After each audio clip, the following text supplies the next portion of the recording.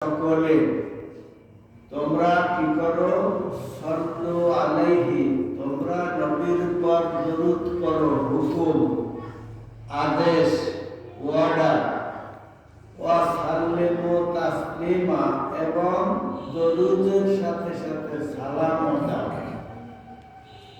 আমাদেরকে হুকুম করছেন দরুদ এবং সালাম পরিবেশন করার জন্য।